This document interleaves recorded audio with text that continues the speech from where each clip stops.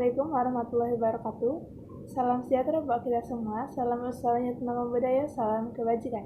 Perkenalkan, nama saya Jenius bernama kelas 12 MIPA 5 asal sekolah SMA Negeri 4 Palembang. Di video kali ini saya akan sedikit menjelaskan mengenai bentuk ancaman di integritas bangsa Indonesia dalam bentuk ideologi. Tapi sebelum kita memasuki pembahasan yang terjadi pemberontakan di Madiun pada tahun 1949, tapi kita harus tahu terlebih dahulu tentang PKI yang dianut sebagai paham komunis. Sebelumnya, kalian harus tahu terlebih dahulu apa arti komunis. Komunis adalah ideologi yang berkenal dengan filosofi, politik, sosial, dan ekonomi. Selanjutnya, ternyata PKI tersebut sudah berdiri sejak Indonesia belum merdeka, dan mereka berdiri itu pada masa penjajahan kolonial Belanda. Ternyata yang pendiri PKI tersebut adalah Indische Social Democratische Vereniging atau ISDF, adalah salah satu tokoh Belanda yang bernama Henk Sneller pada tahun 1914. ISDF ini memperkenalkan ide-ide Marxis kepada Indonesia untuk menentang kekuasaan kolonial tersebut. Jadi, setelah Belanda pergi, keanggotaan tersebut telah beralihlah ke Indonesia. Oke, selanjutnya ya. Pada bulan Mei 1920, ISDF itu berubah menjadi nama PKH, yang dimana PKH adalah Perserikatan Komunis Hindia. Dan pada tahun 1924, diubah lagi menjadi PKI, yang dipimpin oleh Musso dan Alimin. Pada tahun 1926, PKI di bawah pemimpinan Musso, dia melakukan perlawanan yang terhadap kolonial Belanda, namun pemberontakan tersebut gagal. Oleh karena pemberontakan tersebut gagal, jadi Musso tersebut mengasingkan diri ke Uni Soviet karena PKI melakukan gerakan di bawah tangan dan berusaha tidak menonjolkan ke permukaan. Dan setelah kalian mengetahui tersebut, kita selanjutnya membahas inti dari pembicaraan tersebut, yaitu pemberontakan yang terjadi di Madiun pada tahun 1408 yang bermula dengan perjanjian Renville yang ditandatangani oleh pihak Belanda dan Amir Syarifuddin sebagai wakil dari Indonesia. Tapi perjanjian Renville tersebut yang ditandatangani oleh wakil Indonesia yaitu Amir Syarifuddin, perjanjian itu tersebut menguntungkan bagi Belanda tapi merugikan bagi Indonesia. Karena Amir Syarifuddin yang menandatanganinya, jadi Amir Syarifuddin tersebut disalahkan karena telah menandatangani perjanjian Renville tersebut. Dan kabinetnya pun tersebut dijatuhkan juga dan digantilah oleh kabinet Hatta. Dan itu membuat Amir Syarifuddin sangat-sangat kecewa dan dia mendirikanlah kabinet Front Demokrasi Rakyat atau PDR. Setelah Musso mengasingkan diri ke Uni Soviet bebelas-belasan tahun, dan akhirnya dia pun kembali lagi ke Indonesia. Dan sejak itu, tokoh PKI melakukan kerjasama dengan PDR untuk melakukan propaganda anti pemerintah di bawah pemimpinan dari Soekarno dengan Hatta.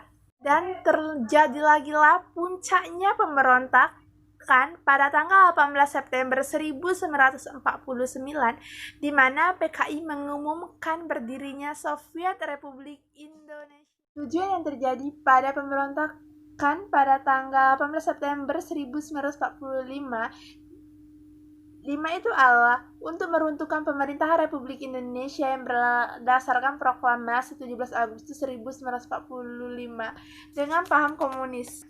Kekejaman PKI tersebut membuatlah rakyat dan pemerintah sangatlah marah besar. Jadi, para pemerintah tersebut bertindak tegas. Alhamdulillahnya, pemberontakan tersebut dapatlah dipadamkan dan Musa bersama Arif Syarifuddin serta para pemimpin tokoh lainnya dieksekusi mati.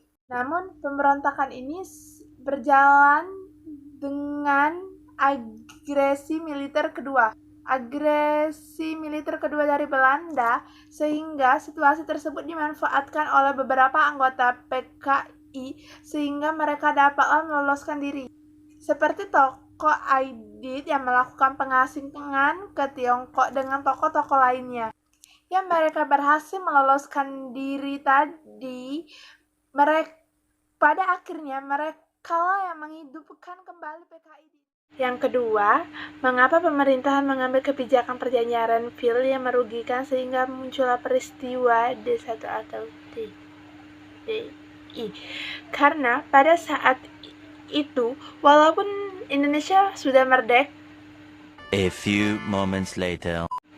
pada tanggal 17 Agustus 1945 ternyata tidak membuat Indonesia menjadi negara yang merdeka seutuhnya. Jadi dengan cara menandatangani perjanjian Renville tersebutlah yang bisa membuat Indonesia merdeka seutuhnya. A few moments later. Pada saat ingin menandatangani perjanjian Renville tersebut, muncullah pemberontakan untuk menolak atas perjanjian Renville tersebut. Adapun yaitu latar belakang terjadinya pemberontakan Darul Islam atau Tentara Islam, yang salah satu menolak untuk mengikuti perjanjian Renville tersebut. Dan pemberontakan itu dipimpinlah oleh Sekar Majimarijan Kartosoewirjo pada tahun 1948 dan berusaha mendirikan negara perpahaman Islam di Jawa Barat. Dan terjadinya pemberontakan, dan saat itu juga pemberontakan diikuti oleh pemberontakan serupa di Aceh, Kalimantan Selatan, Sulawesi Selatan, dan Jawa Tengah. 4 kota yang mengikuti pemberontakan tersebut yang jelas adalah pemimpin dan alasan mengapa mereka pemicu pemberontakan tersebut. Baca. Pertama itu adalah pemberontakan Sekar Majimarijan Kartosuwirjo yang pemberontakannya di Jawa Barat.